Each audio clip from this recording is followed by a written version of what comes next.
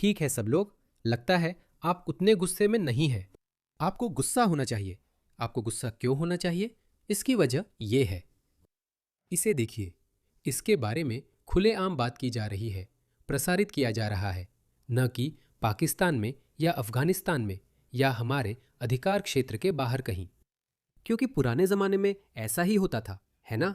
आपका दुश्मन अपने ही लोगों को अपने दुश्मन के खिलाफ भड़काएगा, यानी पश्चिम के खिलाफ। वे किसी विदेशी देश में ऐसा करेंगे और सेनाएं तैयार करेंगे।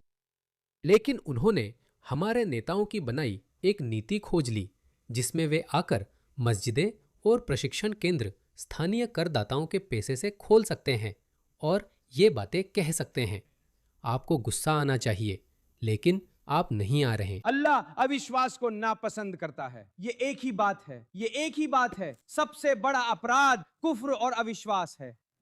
सबसे बड़ा अपराध गैर मुस्लिम होना है। शिर्क। और जो सबसे बड़ा अपराध करता है, तो ये तो स्पष्ट ही है। तो हाँ, ये कैसी मान्यता है? लोग बस अपनी जिंदगी में चुनाव कर रहे हैं, यही सबसे बड़ा अपराध है।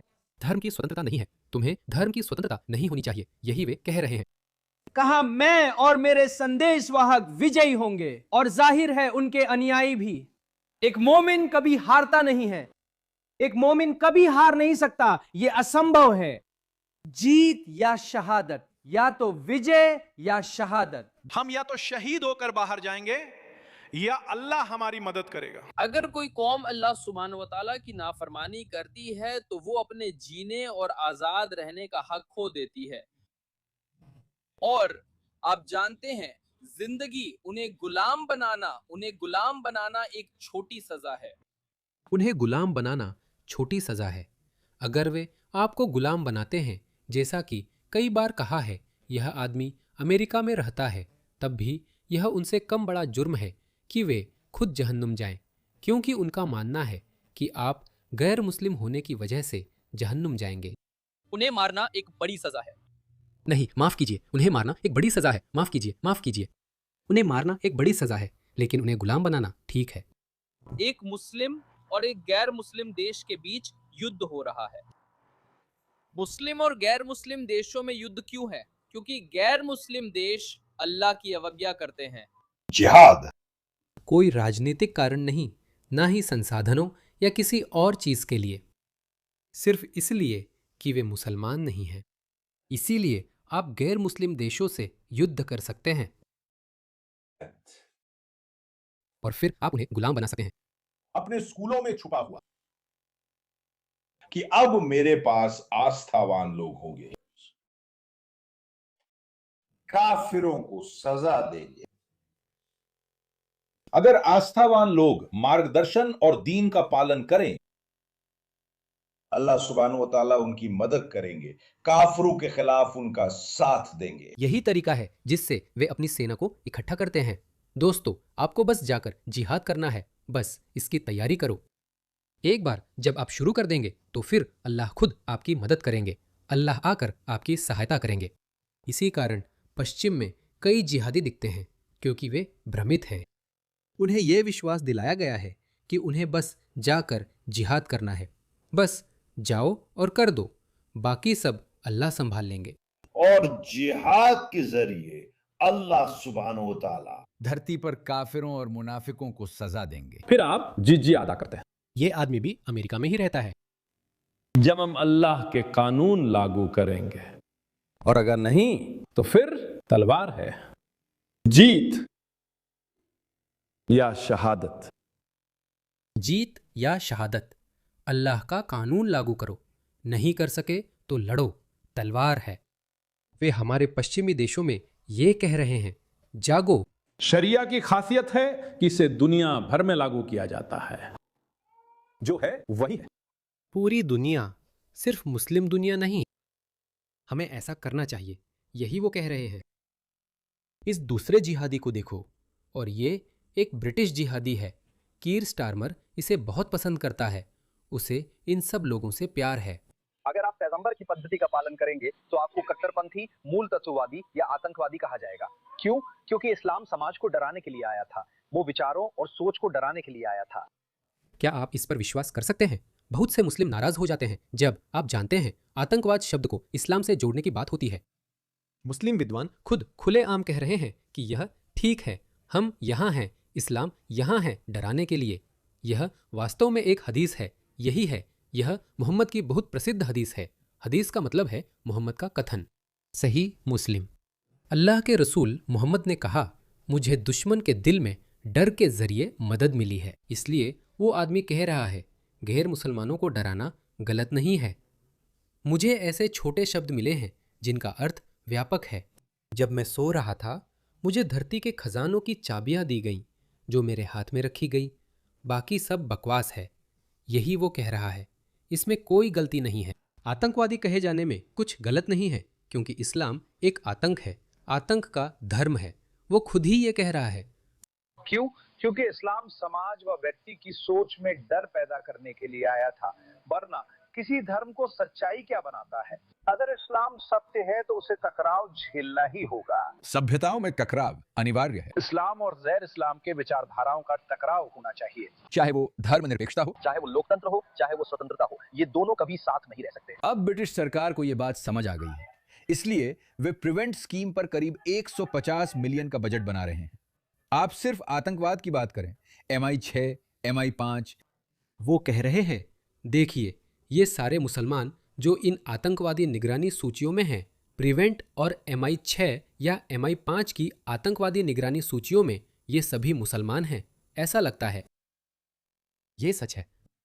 हाँ, वे हमें आतंकवादी समझेंगे क्योंकि हम उन्हें आतंकित करने आए हैं। ऐसी बात आप गढ़ भी नहीं सकते। वे इतने बेखौफ हो गए हैं कि अब तो आरोप से भी इनकार नहीं कर रहे, क्योंकि वे जानते हैं कि हम पर कीर स्टारमर और एंथनी एल्बनीज जैसे लोगों का राज है, इन वामपंथियों का जो उनके लिए बहाने बनाते हैं। वे खुद ही बता रहे हैं कि वे कौन हैं। PHQ, उनका बजट सालाना लगभग 650 मिलियन पाउंड तक जाता है। तो हमें वो डर उनके दिलों में बैठाना होगा, क्योंकि दबदबा तो आपको पता है स्थापित करना पड़ता है। हाँ, सिर्फ दबदबा अपने आप नहीं आ जाता, उसे स्थापित करना पड़ता है। वे आप पर दबदबा बनाएंगे, उन्हें दबदबा स्थापित करना है। अब बहुत हो गया ये बकवास, इससे आपको गुस्सा आना चाहिए, आना ही चाहिए। मैं आपको ये वीडियो दिखाना चाहता था क्योंकि ये सिर्फ हमारे नेता नहीं कर रहे, सिर्फ हमारे नेता ही ऐसा नहीं कर रहे। इन गोरे बच्चों को देखिए। कुछ लोग कहते हैं ये ऑस्ट्रेलिया में है, मुझे सही जगह नहीं पता। साफ कहूं तो इससे फर्क नहीं पड़ता, क्योंकि गोरे लोगों में इस तरह के लोग हर गोरे देश में मौजूद हैं। मैं मानता हूं कि इन गोरे बच्चों के माता पिता ईसाई धर्म से नफरत करते हैं। वे ईसाई धर्म से नफरत करते हैं, फिर भी कहते हैं क्या यह खूबसूरत नहीं है? वे अपने बच्चों को उन्हीं मस्जिदों में भेजते हैं जिन लोगों के बारे में मैंने अभी आपको दिखाया था कि उनकी नीयत कैसी है और वे पश्चिम व बाकी लोगों के बारे में कैसी राय रखते हैं।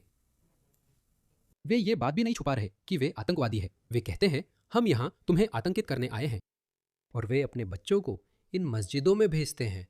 तुम्हें शर्म आनी चाहिए। इन बच्चों के हर एक माता पिता को शर्म आनी चाहिए, उनमें से हर एक को। लेकिन अंदाजा लगाओ, क्या एक बहादुर बच्चा है जो अपनी जगह पर डटा रहेगा।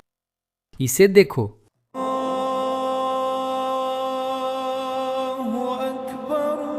ये सब देखो, ये सब झुक गए।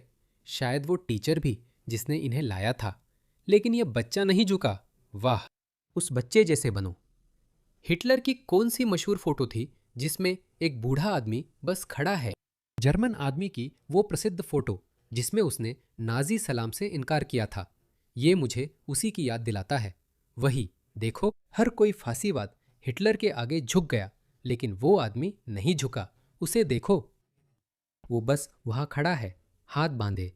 वो ज्यादा कुछ नहीं कर सकता, लेकिन घुटने नहीं टेकेगा। वो बच्चा मुझे इसी आदमी की याद दिलाता है। कृपया अपने बच्चों को ऐसा बनाइए। उसने सिर नहीं झुकाया, उसने सिर नहीं झुकाया। बिल्कुल उसने ऐसा किया क्योंकि वो इन सब बच्चों को लेकर आया था। क्या इन बच्चों के माता पिता जानते हैं? मुझे नहीं पता। आप लोग उतने गुस्से में नहीं हैं दोस्तों, आप लोग उतने गुस्से में नहीं हैं।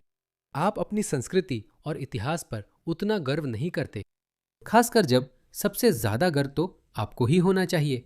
आपने दुनिया को ये आधुनिक दुनिया दी है जिसमें हम रहते हैं।